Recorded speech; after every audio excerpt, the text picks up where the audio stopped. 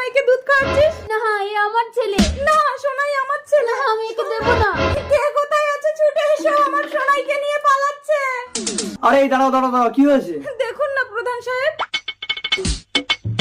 প্রধান সাহেব, তার মানে পরিষ্কার এই বাচ্চা এর। না প্রধান সাহেব এ আমার ছেলে। কি করে? ওর কোনো সন্তান হয়নি বলে ওর স্বামী আমার ছেলেকে এনেছিল। প্রধান সাহেব এদের দুজনকে বলুন বাচ্চাকে বুকে দুধ খাওয়াতে, তাহলেই প্রমাণ হয়ে যাবে এই বাচ্চা কার। হ্যাঁ তাই হবে। প্রধান সাহেব আপনি হয়তো জানেন না, সব মায়ের বুকের দুধ হয় না। এই মাথা মোটা দল, তোরা চুপ কর। দেখি বাচ্চাটা আমার কাছে দাও তো। আরে প্রধান সাহেব কি করছেন? বাচ্চাটাকে বৃষ্টির মধ্যে রাস্তায় শুয়ে দিচ্ছেন। এই বাচ্চার কান্না শুনে যে চুপচাপ দাঁড়িয়ে থাকতে পারবে সেই বাচ্চার প্রকৃত মা। আমাকে চুপচাপ দাঁড়িয়ে থাকতে হবে। না শোনাই আমি যে তোর মা।